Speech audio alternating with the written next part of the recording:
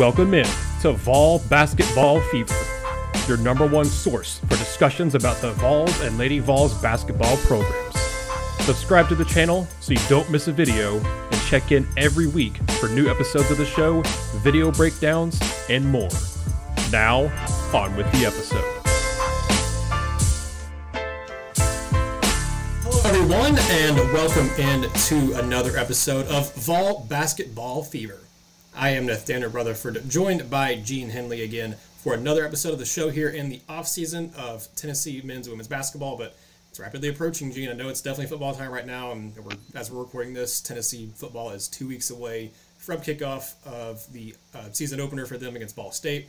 But, as I mentioned last week, Tennessee basketball is less than 3 months away, both the Vols and Lady Vols, from starting their season, and we're getting into practices here probably fairly soon, actually. It'll be sooner before than you know it. Than you're thinking, I guess. But anyway, I want to say thank you to all of you who are tuning in here, whether you're watching on YouTube, whether you're listening on the podcast.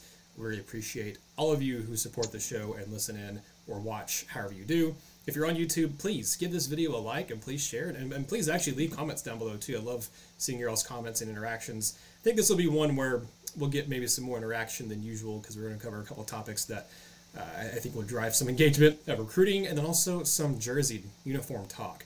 So I know a lot of people love to talk about jerseys and uniforms, so would love to hear your thoughts on that in the comments below on YouTube. And if you're just listening to the podcast and also want to share your thoughts, you can hit us up on Twitter at Vol Hoops Fever, and we're also on Facebook at Vol Basketball Fever on there as well. Well, Gene, the big news for Tennessee basketball this week was Tennessee landing a commitment, a big-time commitment, I guess you could say, a four-star, a guy who's, I guess, considered by, I saw it on 3, and I want to say also maybe 247 that is a guy who is expected to kind of climb up the rankings at some point and maybe even be a borderline 5-star. But regardless, it's still a highly rated kid and a guy who I think has a lot of potential. Freddie Dilione, who is over in Raleigh, North Carolina. Actually, I think Fayetteville. Regardless, he's in North Carolina. He's in the eastern part of North Carolina over there. That's actually close to Fayetteville, is close to where I lived for about a year and a half before moving back to Knoxville. So anyway, he's from North Carolina, #2 player in the state of North Carolina, a combo guard, about 6'4", 6'5", rated as a top 100 prospects across the board, I think, except maybe rivals. But on 3, he's rated the highest at 50th overall, and then 247 has him as number 69 overall, but he's a top 100 player of both their composite rankings on 3 and at 247. Again, combo guard, a 6'4", 6'5", about 185-pound, 190-pound player who, Gene, is the kind of player that I think Tennessee hasn't landed a ton of over the last few years. I think the closest one you can compare to in terms of what I'm thinking of a volume shooter, of a shooter who is a dangerous scorer, is Vescovi for on the team currently. But I think maybe he would put up more shots if he needed to, but he's not quite the volume scorer, volume shooter, I guess, necessarily that a Freddie Dilione seems to be.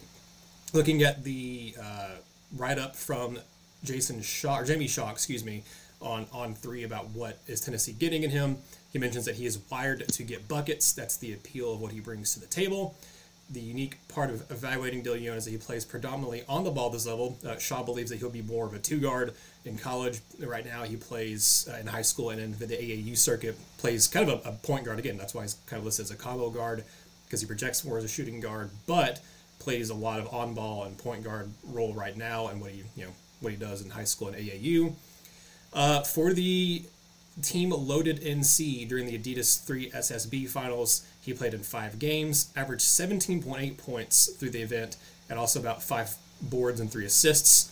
And then, through 6 April games on the same circuit, he averaged 22.5 points. His shooting averages weren't super great for the event. He also put up, I think, like 18 shots per game in that event, too. But again, that's 5-game stretch. It's a small sample size. They didn't have the shots per game in the 6-game stretch there. But from everything that people saw in the AAU circuit, from everything I've seen in high school, he's a guy who is able to really thrive in the mid-range, but also shoot the ball effectively from 3, and kind of seems to be a nice 3-level scorer who has a high release here, according to Jamie Shaw, says he has a high release on here. His expectations is, he says that scoring is something that comes naturally to Dilione, and the 4-star guard has clear upside to be an all-SEC type scorer. There are things that you'll have to do differently in Knoxville than he does at this current level, however. in 2 or 3 years, there's upside for him to be a leading scorer in the league, but give him time as he continues to progress his natural talents. Gene, this is, I mean, it's all, this is all, I won't say speculation. These guys, Jamie Shaw and other guys have watched, Freddie play, so it's not speculation, it's what they've seen. But, take it all with a grain of salt. Things we see in high school and an AU circuit doesn't always translate into college ranks. But this is the type of shooter, type of scorer that Tennessee has not had a whole lot of in the past few years. I think Dilione has the potential, to be, not a one-and-done player. I think he'll probably be a 2-3-year player for Tennessee, assuming he signs with Tennessee, which I think he will. But I think he has the potential to be a kind of guy who, again, I think he can be a guy who is one of the top scorers in the SEC. In Tennessee, again, Vescovy was one of the top scorers in the SEC, I think last year, at least one of the top three-point shooters. And then you had Kenny Chandler, who was a very talented scorer for Tennessee as the year went on. But I like Dilione, Gene. I think this is a guy who you pair with Cade Phillips in the 23 class, bring him in. We already talked about last week, I think it was, about, what is the future of this program after this year, because you're losing a lot of your core guys after this season. You need to find some replacements and kind of fast. Dilione isn't a guy who I think is going to be, instantly come in and averaging 13, 14 points in the SEC, but I think he's a guy who has an immense upside, and I love his skill set, and I love the way he's able to score at all three levels. So it's funny. I've been sitting here watching this video because I saw something about the commitment, but I mean, I've just been kind of crazy busy this week. It's a name that pops up in my mind when I watch this kid. I just watched a few minutes of his highlights. DeMar DeRozan. Like, you see a lot of this stuff. I mean, I understand that a lot of the conversations that he can shoot it, and I saw him hit like 3 or 4 threes in the clip. I think it was from the Adidas circuit. I think I saw him hit like 3 or 4 threes, and I was 5 minutes in when I got away from it. But a lot of what I saw was him just getting to the basket. I mean, not even necessarily getting to the basket. I mean, like, most of his layups were off transition. I mean, I think he's got a really good mid-range from just the part that I saw. There's obviously a chance to develop the three even more so. Because, I mean, at the next level, when you're 6'4", he didn't look overly explosively quick, but he was able to get to his spots. And he had, like I said, he had a really good mid-range, and that's a lot of, as a recovering Bulls fan, I think that's one of the things I saw a lot with DeMar DeRozan. It's just he gets to his spots, and if he rises up, he shoots a good percentage. But DeRozan's like 6'7", yeah. Kid's 6'4". Going up against some of those elite. Now, he won't be there next year, but I mean, a guy like Cason Wallace from Kentucky, obviously Tennessee fans are familiar with. Kid's about the same size, and I think he's far superior athletically. So I don't know if he's going to have as much. It's not going to be as easy for him to just rise up and get those shots off. But what I saw was a kid who is comfortable getting to his spots, look like a competitor, can make threes, can facilitate. A lot of basketball nowadays, especially in the AAU ranks, is playing off pick and roll. And I saw a lot of what he did there was impressive in that regard. His decision making off of that. I didn't see any assists. I get that. I mean, I understand it is what it is. I do think he looks like a kid who can become a good decision maker there. But I mean, when a guy like Jamie Shaw, who's so well respected in this industry, is able to heap the sort of the praise that he did on this kid, and obviously like nationals. I think the Adidas stuff was in Adidas Nationals were in Rock Hill, which is basically right in Jamie's backyard. I actually watched a lot of those highlights were at the same venue that we played at for a tournament the very next week. And so what I saw, and so when I see is a kid who can do a lot of positive things, is certainly a good addition to the program, can score at will, because he's comfortable knowing what he can do and can't do. And he seems like the type of kid who will lock in on trying to improve on the things he can't do. I mean, he's not like a one and done kid, and maybe maybe signings like commitments like the two that Tennessee currently has, to kind of close the loop on a conversation that we've had, that we had last week and we've had recently. It could be a kind of changing of the guard to where not everybody wants to do like you want to bring in kids who can really just develop your program and build your program. And like, again, I don't see a kid who's going to be gone 9 months after he gets to Knoxville. I don't see that. Maybe I'm wrong, but I don't see that. I see a lot of area and room for development and growth, which, may lead to some headaches early on, but by his junior year, he's the type of player that you want to have in that program if you truly want to be, a legit basketball program and not just a program that every 8 months sends a guy to the league after having subpar to an outstanding year, depending on prospect. You mentioned DeMar DeRozan, so I was curious and was looking up his college stats and something, what he did at USC for the 1 year he was there. He was pretty good, but also sent me down a rabbit hole of looking at that USC team, and I don't know how they didn't have more success than what they did. I think they ended up winning the Pac-12 tournament, and they won the first game in the NCAA, I think. But they had Taj Gibson, DeMar DeRozan, and then a freshman, Nikola Vucevic that year, and finished 22-13. So that's rough. Tim Floyd did not have the best run there at USC. He's there for 4 seasons. Yeah, that was his last year there, and then he went over to UTEP. I think they had the vacated 2007-2008 season as well for him at USC. So man, that just brought back some memories of some of those mid-2000s USC teams that were solid but never really could break through a lot. They're kind of the team that was ranked in like the upper teens, low 20s for a lot of time and made the NCAA tournament but never really could, break through. I forgot DeMar DeRozan even played for USC. I guess because for one, he's a one and done, but also he played USC and that doesn't get a whole lot of attention over here on the East Coast in basketball at least. But I think you're right. I mean, I think he's a guy that, like you said, he's not the biggest project ever. He's not a guy who like you're bringing in who was I wouldn't say Jonas Aidoo was the biggest project ever, but he was more of a project, I think. Or Orosh, for example, was a much bigger project. I don't think he's quite on that level of a guy who needs a lot of work, but you're right. He has plenty of natural skills that you can hopefully build off of, and he's not the most raw player. He's not just we've talked about on the podcast, you've mentioned it several times, Gene, about, a lot of times these higher ranked guys are ranked more because they're athletic and they're athletes, but they may not be the best basketball players. I think in this case with Freddie, you mentioned he didn't quite, jump off the screen with his explosiveness. I think he's fine athletically, but I think he's a pretty solid basketball player, and I think he has a lot of skills to build off that. So I think in his case, his higher ranking is based more on his skill set than necessarily the fact that he's a freak athlete. I mean, he's built pretty fine. Like I said, he's 6'4", 6'5", 185, 190. That's not, he's not a small guy by any stretch of the imagination out on the court, but he's not a freak of nature 6'9", 240 who can run like a gazelle either. So I think there's a lot to like there. I think you're hitting the point there about kind of the passing of the guard for what, moving on for after this upcoming year. And you'll obviously have some guys that are on this team that'll be on next year's team too.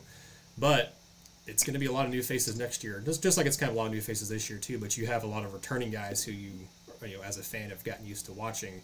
You have Freddie Dilione, you have Cade Phillips right now committed in this 23 class, and Gene, Tennessee, I think, is in a very good spot with really 3 other guys right now that I put in there. That's JP Estrella, Cosby, I forgot his first name, but he's a guard, and then you also have Silas DeMary Jr., who I think Tennessee might be fading on a little bit, but I think they're still very much in the thick of that. But I think really Cosby and JP Estrella are the 2 that Tennessee is really most heavily involved with. And Estrella is a very, very talented big man. We've talked kind of in passing about him on the podcast before, Gene, but I think you'd mentioned that you didn't care what his ranking was, that you've seen him play and you think he's an extremely talented kid. Tennessee has a chance, again, if they can land those guys. We talked, I think, just 2-3 weeks ago about some of the misses Tennessee's had on the recruiting show with the Justin Edwards and being the biggest one. But a couple other guys you look at that Tennessee's missed on, the Aiden Holloway, for example, who committed to Auburn. even with all those, Tennessee ends up with a class of Dilione, Phillips, J.P. Estrella, and then another guard or two in the class too. I think, on paper at least, that's an extremely solid fall signing class, let alone what you do in the spring and summer, when you have other guys transfer and have other spots open up, or maybe declare for the NBA draft or whatever. But to me, Gene, like, you can't just base it solely on paper, but also, not only do I think all these guys are talented and are highly rated, but as you just mentioned, like, if Tennessee gets all those guys, Estrella, Dilione, Phillips, and again, either Cosby or Demery Jr., I don't know that any of those guys are one-and-done players. So you're not just getting talented players. You're getting guys who could be at the program for 2 or 3 years, again, assuming they don't, transfer out. But in theory, you're getting guys who I think aren't necessarily one-and-done guys, and maybe they are, 1 or 2 of them are, but you're getting the bulk of the guys you're bringing in aren't going to be one-and-done, in my opinion, and they're guys that are very talented as well. You're not just bringing in, under-the-radar 3-stars, and those are fine. And Tennessee's obviously had a lot of success with those under-the-radar 3-stars, not just Grant Admiral and that team, but again, Zakai Ziegler was another radar 3-star, and he's turned out very well so far for Tennessee. But my point was saying that these aren't just some under-the-radar 3-stars that suddenly came on strong at the end in their recruiting cycle. These are guys that have been recruited heavily by teams like Steve Forbes, Wake Forest, by Alabama, by trying to think, there's another school that for Freddie Dilione's case, I'm trying to think who else he was even looking at. VCU was one. VCU's got had obviously a history of bringing in some talented players. Virginia was in on him as well. It was really mainly Wake Forest, Alabama, Virginia, and VCU were the main competition for Tennessee with Freddie Dilione. So with Estrella, it's Syracuse and Illinois, I want to say. That doesn't quite sound right, but it's one of those Big Ten schools that he's looking at too, along with Syracuse. But Gene, I mean, this class has the potential to be a very solid class, and we've talked about it before. This is a very important class for the future of the program, and they're off to a very good start, in my opinion. And there's a chance again to bring in guys who are going to be here multiple years to be the future faces of the program after these current faces leave. Yeah. So the program, I think you were talking about was Iowa.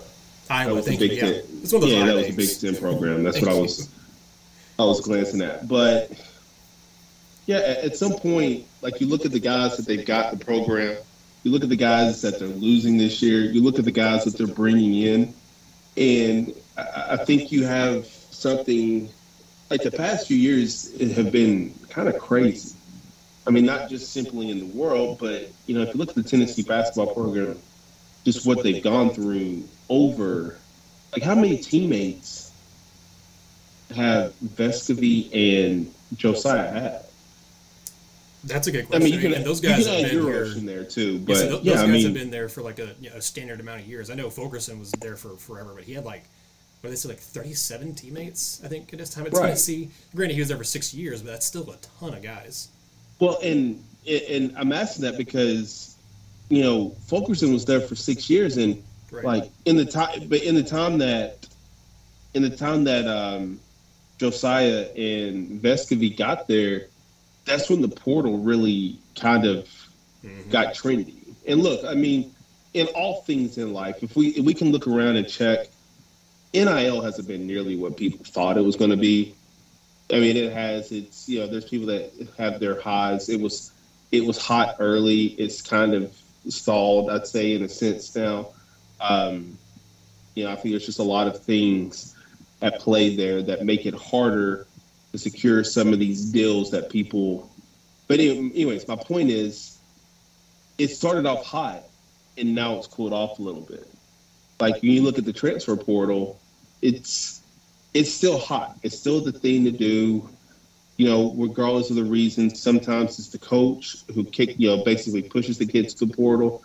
Sometimes it's a kid who's not happy with the amount of playing time he's getting. Sometimes it's a better opportunity somewhere else. Whatever the reason may be, kids go to the portal. I don't think the numbers going forward will be as high. I just think it's such a trendy thing to do right now. So, like, that's what Josiah and Vescovy have that's what those two have kind of dealt with. Like, those two, their careers started at Tennessee. Like, in all apologies to Duroche, that was a crazy situation that got him to Tennessee, and thankfully got him eligible and got him to the situation he's at now, where he'll be a beloved member of this school, likely be an alum, like a graduate alum, not just a basketball alum. Mm-hmm. Yeah. So, like, when you just look at all the turnover just over the past couple of years, like, you're like, wow, it's crazy. Like, you see, I mean, like, Tennessee has something special specifically, and I'll say this in James, because, I mean, I understand. Look, we can frame somebody. I don't know. I didn't see all the headlines or anything like that, but I'm guessing somebody probably framed it as Josiah goes after Mark Stoops. Oh yeah. I'm guessing. I don't know the details. I don't know what all the headlines read. I saw the tweet, and obviously got the seal of approval from the athletic director. But, like, you've got a kid who truly loves playing basketball and being a student and being a member of the University of Tennessee family. You've got a chance with what you're bringing in this year to have the next layer of that. Mm-hmm. I mean, you kind of have that. I mean, I think the Ziegler kid has a chance to be some of that too. Maybe, I don't know if his personality is that. That's the difference. Like, I don't know if his personality is, I'm going to outwardly love the University of Tennessee. He may love it, and obviously there are reasons for him to love it with how the fan base galvanized around him through moments of turmoil and things going on in his life. But I don't know, I haven't necessarily gotten the sense that he's Josiah in that sense, that he's just like spokesman type person. But does that kid exist in this class? I don't know. But when you have kids who are going to stay at your school who are willing to stay at your school for 3, 4, 5 years, because so many things go into you staying that long. I mean, think about it. Like, in Tennessee, think of everything that has to go the right way. And we can call this a knock or whatever. Think of what it takes for things to go the right way for a Tennessee basketball fan to watch a kid play for 4 or 5 years. They have to be good enough. They have to be good enough for the coaching staff to want to keep them around. Character, ability, potential, all that stuff.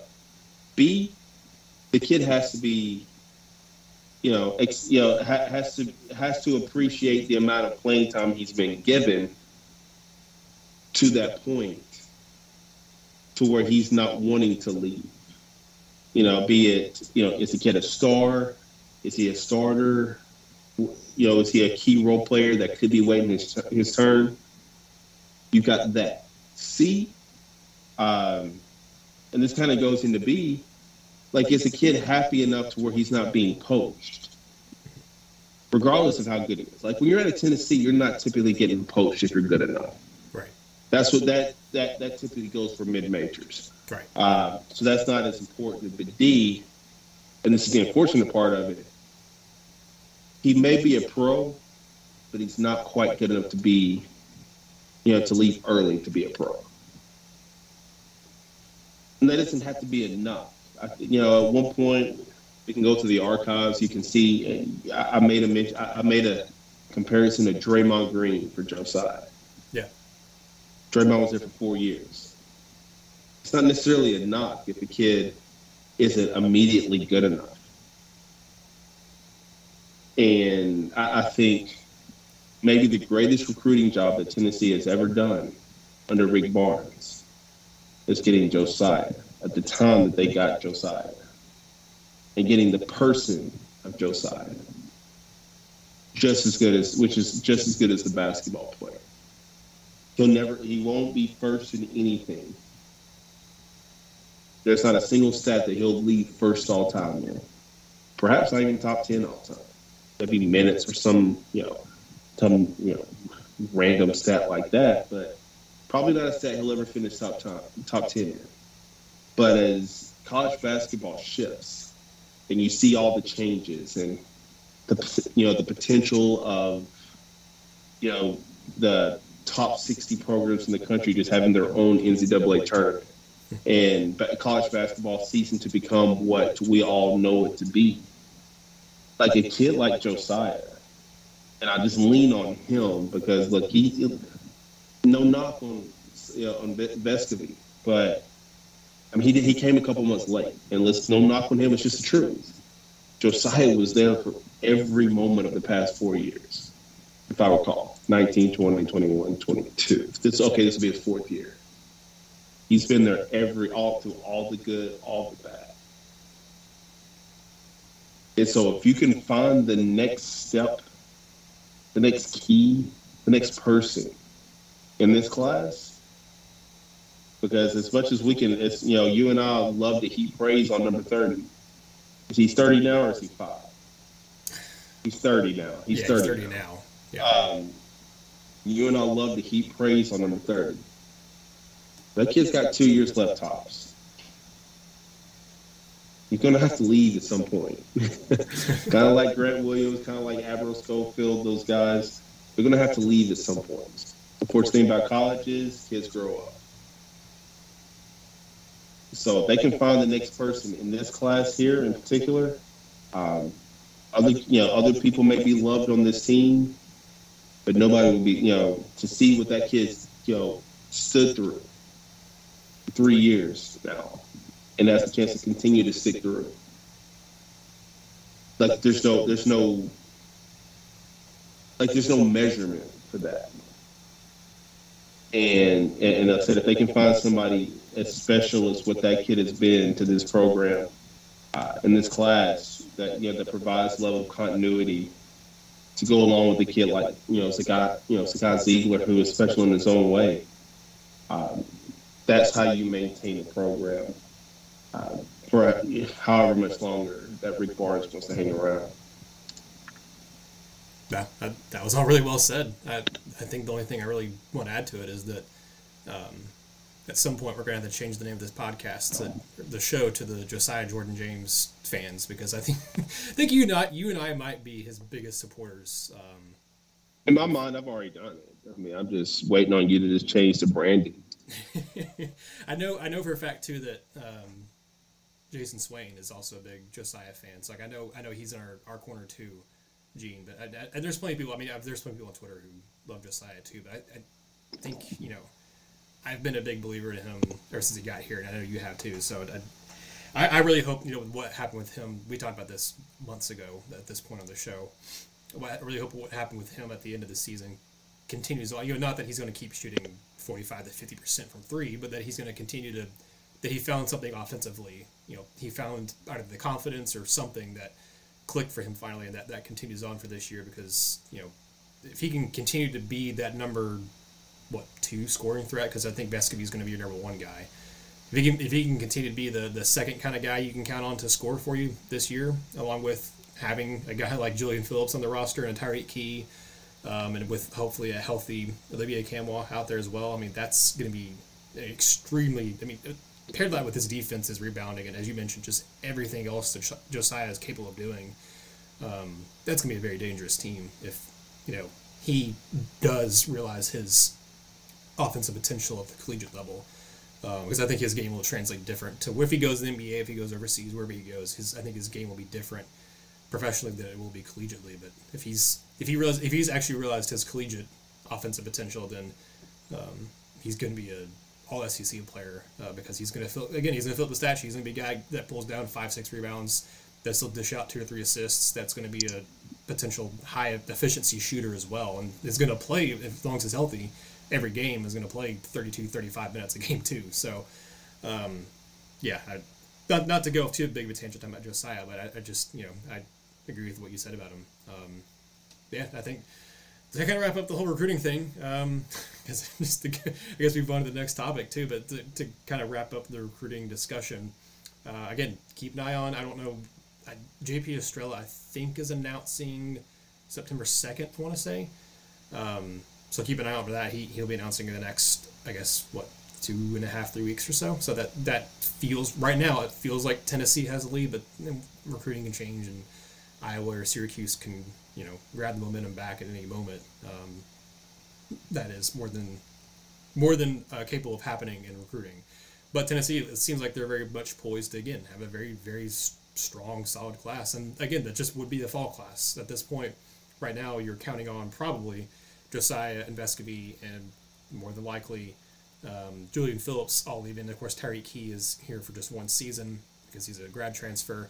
So I think Tennessee will have at least 4 spots open, and then there's definitely a chance you see a transfer or 2 or something happens. So you could have anywhere between 4, well, technically anywhere between probably 3 to 6, maybe even 7 spots open up again, like you've had the last few years where you've had 6 or 7 spots open. So who all Tennessee signs in the fall, that's probably not going to be it. You'll probably have another, as we've talked about before, Gene, Tennessee finds a lot of guys, it seems like, in the late spring, early summer periods, or again, the transfer portal. Tennessee has grabbed a transfer guy seems like almost every year that Rick Barnes has been at Tennessee. Tennessee's gotten a transfer, even before the transfer portal was as big as it is now. Tennessee's gotten transfers a lot under Rick Barnes. So I expect that to be the same at some point too. Tennessee, looking at the transfer portal and maybe trying to pull somebody in for next season as well. But this kind of brings me to discussion that you mentioned however long Rick Barnes is still at Tennessee.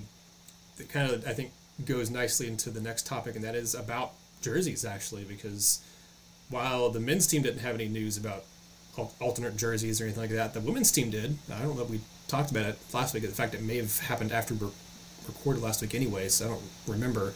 But Lady Vols, actually all of the women's athletics and general at Tennessee are going to be wearing Summit blue jerseys next year, which I think those look so nice. They haven't shown what the basketball teams look like yet, but they showed volleyball and soccer kits and the volleyball uniforms. And I love the blue accent that the Lady Vols logo has had, and the Lady Vols basketball team has had on the numbers and stuff too. I love that blue. I think it's a really just nice blue. It's reminiscent of the powder blue of the kind of the throwback Chargers uniforms in a way.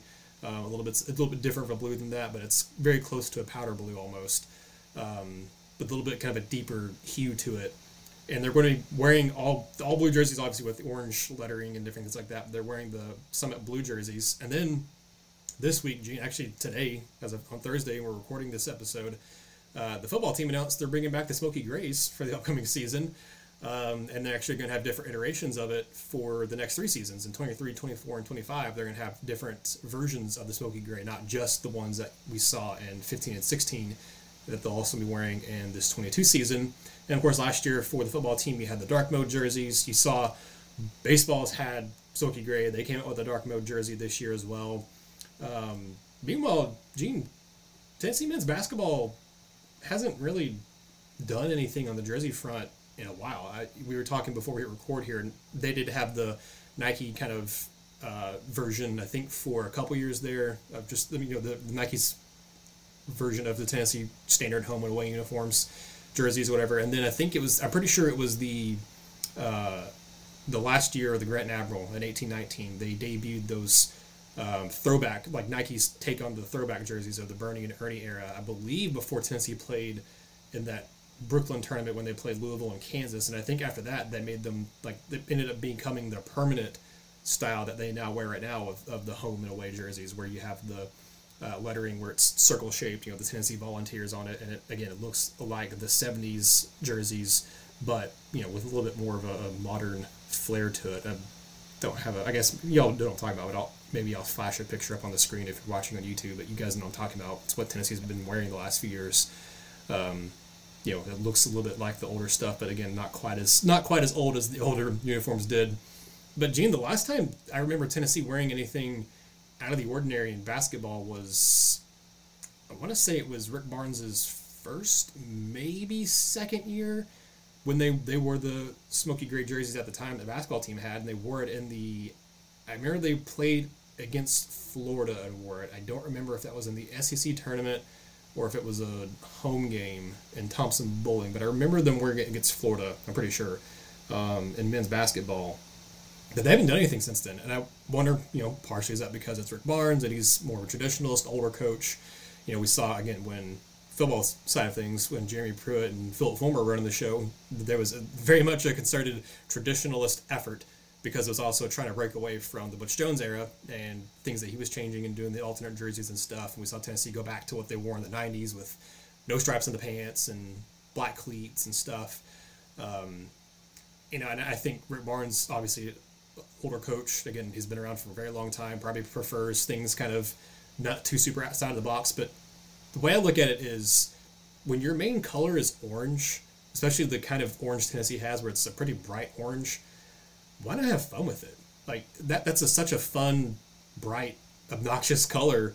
Why not pair it more than just with a white or just with an orange white? Obviously, football you have, sometimes you have the all orange look, which is a rare. I guess it's kind of technically an alternate jersey for Tennessee, but in basketball you get that every away game. You wear the all whites for home. You wear the all orange at in road games, so you don't have it's not even as special to wear an all orange get up for the basketball team because you wear that every road game. I just would like to see something, even if it's Tennessee wearing like a nod to the Summit Blue, where they have their own, basically kind of wearing the Lady Vols older like regular jerseys where they have blue trim on their numbers. Can we get Tennessee maybe have a dark mode jersey for the men's side of things in basketball? Maybe we can get a different updated Smokey Grey, because I wasn't a huge fan of the Smokey Grey basketball jerseys that Tennessee had back in the day, but maybe we'll get something. Even if it's just that, I don't know. I just want something, Gene. And I'd be curious to hear our listeners' or viewers' thoughts, because basketball just doesn't have as much of a history with different jersey combinations. And I think it's kind of true in general for a lot of college basketball programs, but there are plenty of programs out there that do different styles and stuff like that. They don't just have the two, the one they wear at home and the one they wear away. They have different looks. It's not as popular in basketball as it is in football, or even definitely in baseball too. You have a lot of different looks in baseball, both in the majors and collegiate level. But it'd be cool to see something, Gene. I mean, to me, the orange looks really good on white, but to me, putting orange on a darker color, like the Smokey Grey or like a black, I think makes it pop even more. I think having a dark mode jersey for men's basketball would be really cool. I think it would look really cool, but I don't know your thoughts on it. I'd be interested to hear your thoughts, because we were talking beforehand about how Tennessee has just basically, they've had just two colors for a long time, orange and white. We look at other schools like Georgia, for example, they have three different colors. Auburn has three different colors because they're orange, blue, and white. Georgia has, technically they have four, because they have their gray, black, red, and white. But then you think of Tennessee and you think of a school like Texas or Alabama, and they just have two colors, orange and white, burnt orange, which is kind of brown and white, and then Bama's is crimson and white. So I mean, Tennessee doesn't have a traditional third color, but they've tried to implement the Smokey Grey as a kind of a new third color, and I'm all for it. I would just love to see a little bit more creativity and kind of new stuff with the basketball jerseys, because they don't get to have the fun that a lot of the it seems like they don't get to have a lot of the fun that a lot of the other sports do. Because even the Lady Vols, I mean, we're getting the Summit Blue, but they also, obviously, for breast cancer awareness stuff, they've worn the all pink jerseys. I think this past year they had the purple trim stuff for the Pat Summit Foundation as well. So I know it's obviously a little different because, the women's side of things, breast cancer awareness stuff is big. And then obviously Pat being who she was, honoring her and doing different things. That's obviously very different. Tennessee doesn't have that on the men's side of things. They don't have a Pat Summit. But still, it seems like the basketball team has gotten left out on the fun of all the jerseys. Yeah, and I don't think that I don't think people take in consideration how excited the athletes get for alternate jerseys. And I told you the story before we started that when I was at Carson Newman, we had three colors. We had the navy, we had the white, and we had navy, white, and orange for our jerseys. So for away games, navy was our color. Home games, white. But we also had this alternate orange. I think we may have worn it we very rarely wore it. Very, very rarely wore it. But it was exciting. There's a lot of excitement that just comes from putting that jersey on because it's different. And again, I understand what does it lead to in terms of wins and losses? Like, you're talking about 18 to 22-year-old kids. There is a level of excitement. Like, when I remember when I would see the baby blue Tennessee Tennessee Lady Vols jerseys, when I was younger, that felt exciting.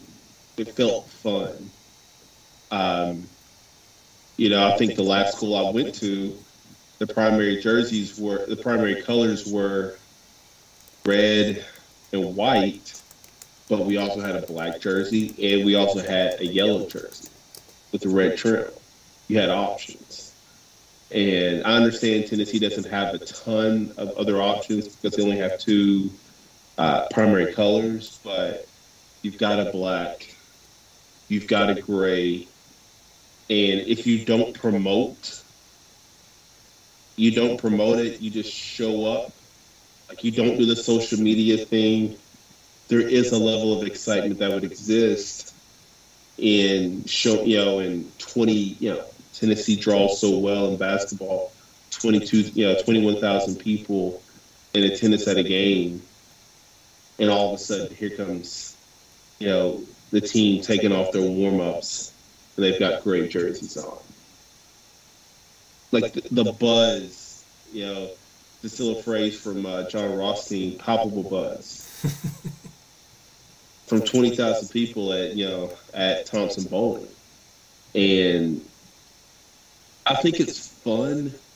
Like, yeah, if people want to just go straight to the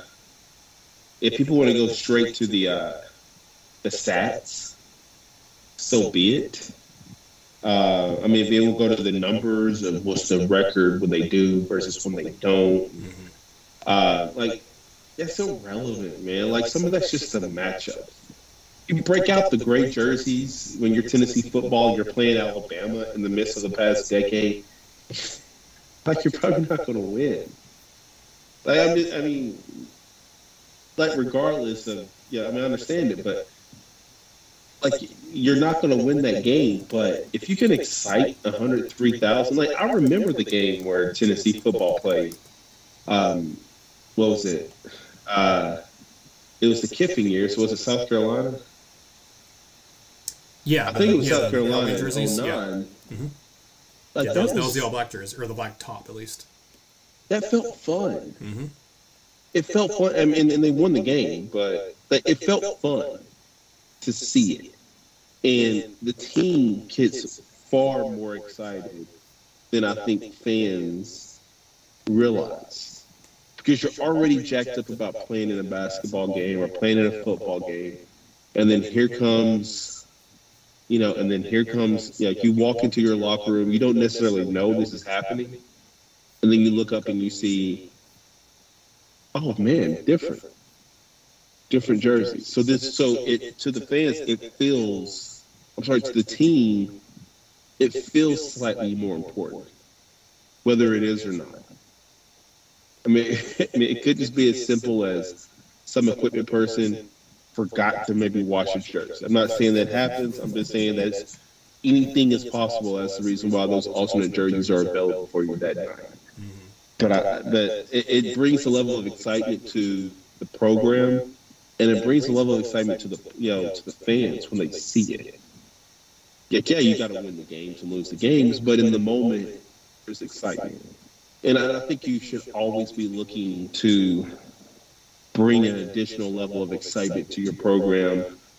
Only so many things you can do in basketball. Yeah. But the alternate jersey is, and I mean the alternate color jersey. Not just, I know they had didn't Tennessee bring out some throwbacks last year or something like that? The look they have now is like a nod to a throwback. Because it looks like the 70s style script with the Tennessee Volunteers on it rather than just having Tennessee across the front like you had for a while. But I'm looking at, I'd forgotten about this, but I'll put it out on the screen as long as I remember to do it in editing. Looking at a picture of Melvin Goings, Gene, from the, I think, 2010 season. Tennessee jersey back then, God, Melvin Goings was stacked and tatted, man. But that away jersey that year, and I don't know if the home jersey did too, but that away jersey had some black accents on it with the Adidas. You had a little bit of black trim around the collar. The number and letters were outlined in black. You had some black lines on the side and stuff. Like, there was black on that. And then looking at another picture of Wayne Chisholm from that same 2010 season, I think, when they were bounced by Michigan State in the NCAA tournament. That's a very different look too. It's an all orange because it's away jersey. Then it's a very thick white stripe on the side, and it's broken up in the middle by like an orange bar going across it, which is a very different look than I forgot about that. Just how that how those mid 2010 jerseys and stuff looked, but they've done. Tennessee, I guess, to their credit, done maybe a little bit more than expected, but they've never, to my knowledge, ever had, like you said, anything that has gone beyond just having orange and white as the main color. They've never done besides the Smokey Grey they had for a couple years there with Nike. That's the only thing I can think of that's ever been straight. Oh, Nathanael, I've got you on this one. Oh, you do? I've got you on this one. Yes, the non-Tennessee fan has got you on this. I want you to do a quick Google search. I figured he was the easiest to find. Do a quick Google search for Marcus Hayslip, Tennessee. Ooh. Oh, I've got you. This is what I like. If you roll these jerseys out for a game, there's a picture of Tennessee playing Southern Illinois, and Marcus Hayslip is dunking a basketball. See, there were pictures of him dunking basketballs currently. Yeah, everything is him dunking a basketball. Yeah. I get that. That's why I was very specific, because I'm looking at the picture right now. There's a picture of Marcus Hayslip dunking a basketball against Southern Illinois. Again, if you just type in Marcus Hayslip, Tennessee, it should come up pretty easy. Oh, but yeah. Are you talking about the neon orange, basically? It's if you see the lettering, it's different. It's the block lettering that was very popular back in the early 2000s. Like, everybody had it. Yep, I'm looking at the picture. It's got black around the sleeves, and it has the black. Yes, it has the black. So it's not just simply the color. It's not just the hint of the black, but it's the color. Roll those jerseys out for a game. And again, nobody would care. It would be large too. What's that? So those are some shiny orange jerseys too, man. Yeah, no, again, I know that era. That's why I kept thinking, I'm like, man, I felt like, that was the lettering of the Carson Newman, orange alternate jerseys that we had, which is so, I think the regular home and away jerseys were script, cursive type deal. I think that's what it was. I can't quite remember. But yeah, it's just something a little bit different. And it doesn't have to be something, maybe you roll it out once a year. Maybe you just find a game that you subtly do it every time, like Kentucky or something like that. We have this conversation. Kentucky's in the exact same situation. They can't do anything either. They don't have a third color. They can roll out an occasional gray, but they never do. They can roll out an occasional black. They never do. When you only have two colors, you have two options for your third color, gray or black. So Kentucky has done some gray. Yeah, they've done that a few times. Yeah. So Duke, actually, I think. Duke doesn't have, they could go, nothing changes with Duke's lettering. But they can subtly throw out that black jersey ever so often. But they can't do, I don't think, I feel like they may have had a jersey with just, what Tennessee could do? They could throw out a jersey that just has a T on it. Just a T. Same color, same schemes, but instead of having Tennessee across the jersey, whatever it is, Tennessee Volunteers, just a T. Just a power T. And I never, first of all, full disclosure, I did not think this conversation would go very far. Even when you rolled it out there to me, I did not think, but my mind is wondering right now. And it's you could throw just a power T on a jersey, maybe, and if you're going to do that, you've got to have no name on the back. That's what it has to be.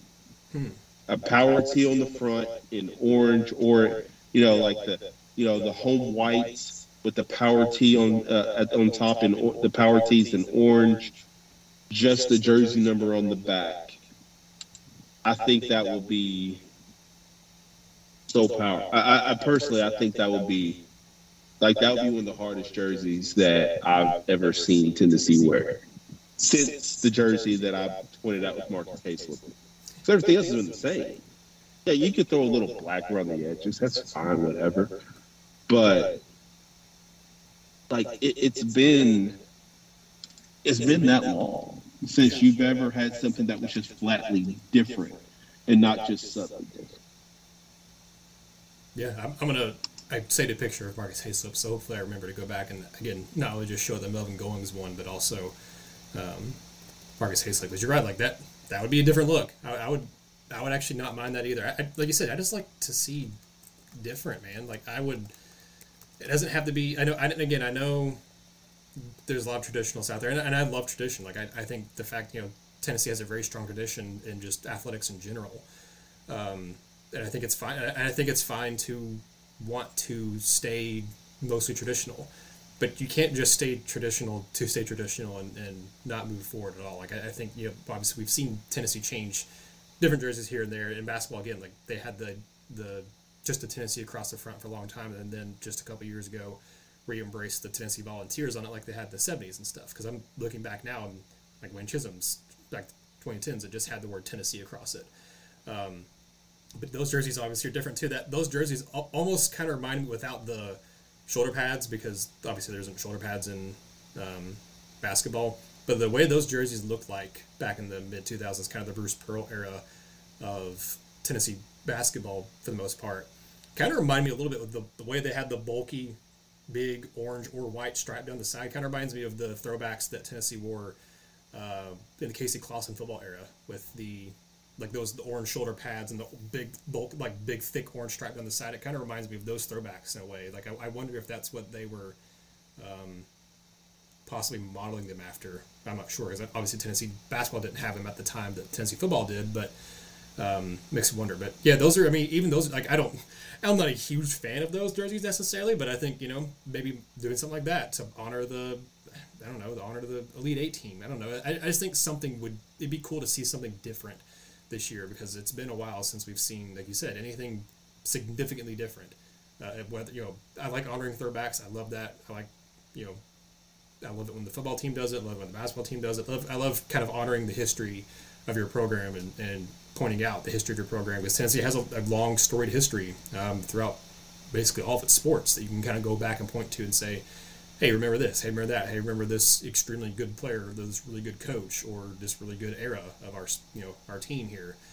But there's also, you gotta have fun. And like you said, I don't think you can discount the way players like alternate jerseys. Even it doesn't have to be, like you said, it doesn't have to be a big surprise like that 2009 South Carolina game was. Look how just hyped up and excited that for Trey Smith, for example, in football, would get it for just wearing the orange pants. Like that's not even like a big, that's Tennessee's main color is orange. But he would get so excited about the orange breeches. I mean, that was like the catchphrase for Trey Smith was the orange breeches. Look how up and excited Tennessee football got when they would wear the Smokey Greys in the Butch Jones era.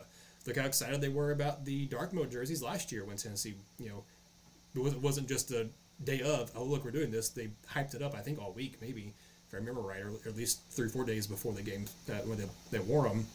But the dark mode jerseys were a big deal and got the players excited about wearing them. And you see all kinds of, the excuses you can use is that you're, doing it for recruiting. Even without that, though, like, that's basically an excuse. If you're wanting to do jerseys, recruiting is not, it doesn't move the needle for recruits like people think it might. But recruits do take a lot of pictures I've seen for the football team in those dark mode jerseys. I've seen a lot of the recruits with their featured photo when they commit to Tennessee or when they come on visits. They aren't wearing, a lot of times, they're not wearing the traditional orange tops or whatever. They're wearing a lot of times it's a dark mode, or, a few years ago it was a Smokey Grey. So you can't discount how excited players and recruits and, younger fans and older fans too. I don't want to discriminate. There are older fans out there too who like, alternates and throwbacks and things like that. So Do you know, I'm glad this went somewhere because I'm glad I got your imagination and your mind working because I think this is, again, I think Tennessee has such a fun color with the orange they have and in the orange and white, but they have, I think, a possibility just to have so much more fun than what they've had throughout the years with it. But I will say, I love your idea of having a power T across the chest on the basketball jersey because that's been one thing that that hasn't been featured super heavily on the basketball jersey. A lot of times the basketball jerseys had Tennessee Volunteers. I think the Nike one, like I said, a few years ago, had like that, what's the word I'm looking for? Not transparent, but kind of almost like a watermarked T, power T on it. I know they did for the Smokey Grey, but I think even the regular home and away, they had that kind of watermarked soft T that would kind of be there, but it wasn't really necessarily there, just kind of in the background of the jersey. But I would love to see it front and center. The power T hasn't been front and center on a Tennessee basketball jersey that I could think of. Like, you've had it in the corner, you've had it, on the back or on the pants, but you've never had it right across. And I mean, the football team hasn't either, but football team has helmets, so like it's obviously prominently displayed on the helmet. So I like your idea, Gene. Maybe have a big power T with a black trim, or if it doesn't, I don't know, it doesn't have to do that. Just an orange power T would be cool. But I like your idea of having more prominent big power T display, because that's not been something we've seen on the basketball jersey a whole lot. I think it's all you need.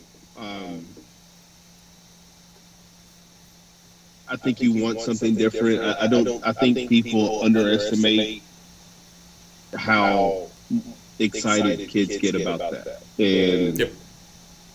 Like if you're using it as a recruiting tool, it is a recruiting tool. Like, look, I mean, and look, like it or not, when you're trying to win,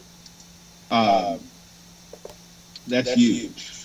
When you've won, yeah, maybe not so much. I understand Georgia and Alabama don't necessarily in football have to do those things. Right. Yeah. I get that. And look, last time I checked, I remember Georgia rolling the blackout. Mm-hmm. I've seen Bama roll the blackout. I've seen those things. But when you're trying to win, you kind of have to do those things, because you want to get the sort of players in your program to really bring the excitement. And look, basketball's no different in that regard. At the end of the day, Tennessee is a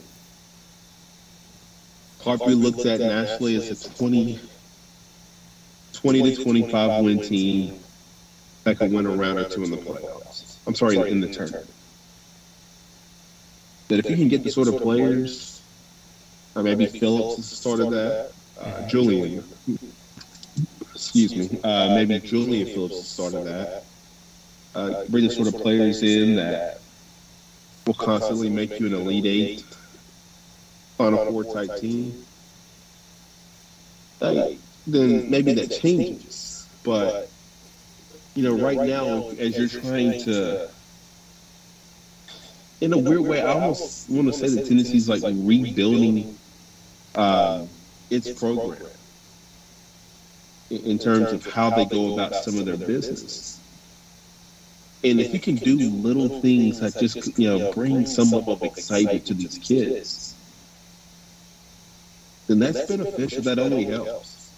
And that's always going to be my argument, is like, there's no downside to what I'm suggesting. None. I think this is only positive. Now, will it happen? Probably not.